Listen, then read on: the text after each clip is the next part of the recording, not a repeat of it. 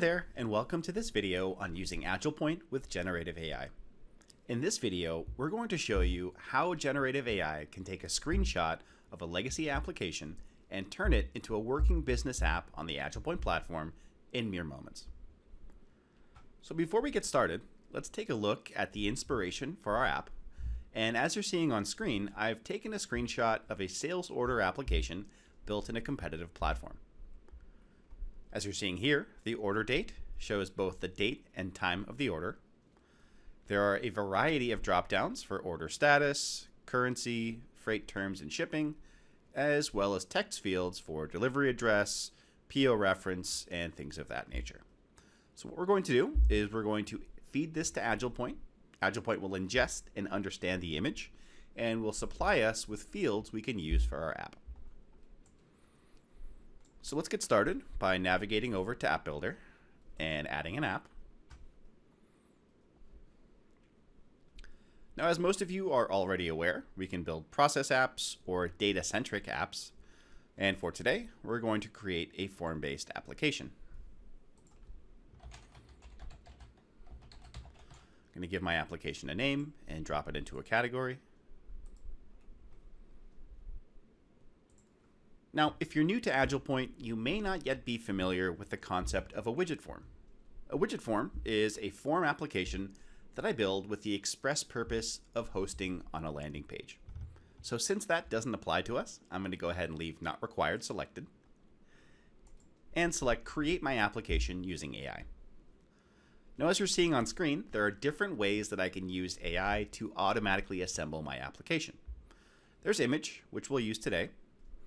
The other options include letting AI decide, where I supply a prompt or description of the application that I'd like to build, a PDF, or an Excel sheet. Okay, now where does this file reside? As you're seeing here, I can browse to the file through Box, Google Drive, or etc., or I can simply drag and drop it from my file structure.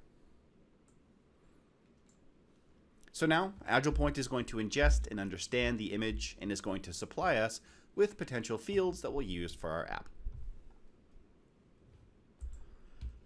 Okay, so as you can see here, AgilePoint has given us a few fields we can use for our app, but we can always massage the results that have come back, as well as add new fields and reclassify as we might need. So as you're seeing on screen, AgilePoint has already done a lot of the heavy lifting for me. Things like order date have automatically been transposed to a date and time control. Now, in the case of the order status as an example, it's possible that I already have a pick list that we can use here. So rather than recreate a new one, I want to reuse an existing pick list. So for this, I'll go over to the gear. And as you're seeing here, AgilePoint recognizes that a pick list already exists that can be used.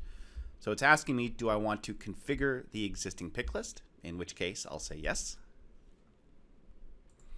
Now, if after review, I don't like the pick list that's been suggested, as you're seeing here, I can generate a new one using AI, but this looks good for me, so let's go ahead and click Save and move forward. Now, with the PO reference number, we might want to make this a unique value. So rather than a text, we're going to reclassify this to a type of sequence number. And I want to move this all the way to the top. Moving down to the description field, we might want a little more real estate here. So rather than a text box, let's change this to a text area. Next, let's move down to the amount field. So with the amount field, AgilePoint does have a currency control. So let's change this to a numeric field.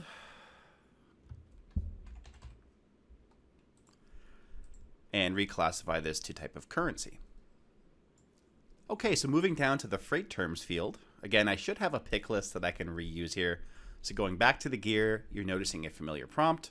I'm going to go ahead and select the existing pick list, and this looks good for us. And for shipping method, we're going to do the same thing.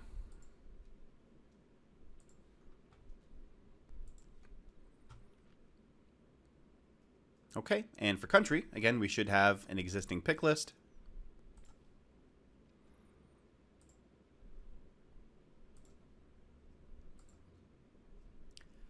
Okay, this time we're going to have AgilePoint generate a pick list for us.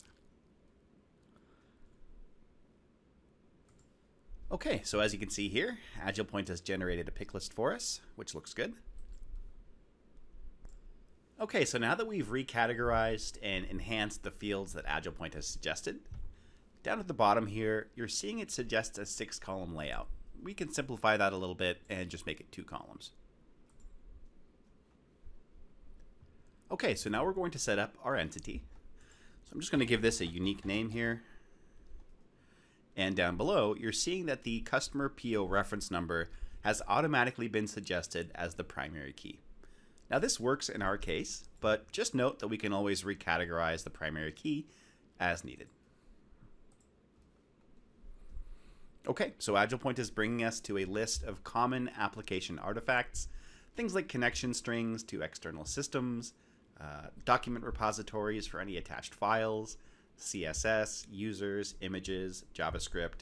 Again, things that we can all add later, but nice to have this checklist here. We can secure our app. I'm going to go with the default security for now.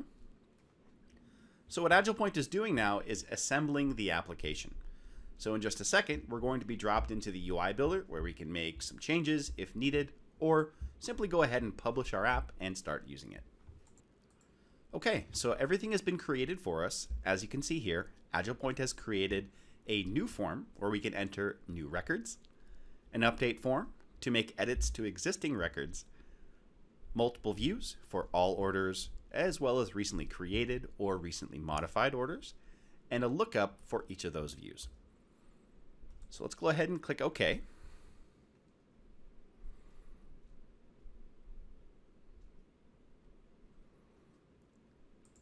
Okay, so as you can see here, it's fully assembled our application for us.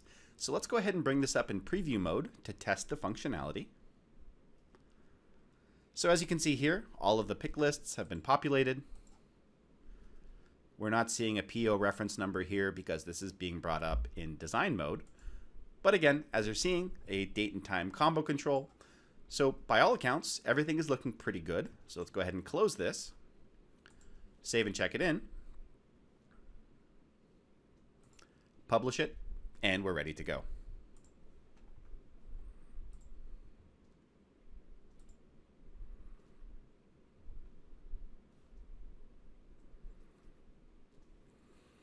Okay, now as you're seeing here, I can set permissions, I can notify users there's a new app ready to use, or I can simply launch it and begin using my application.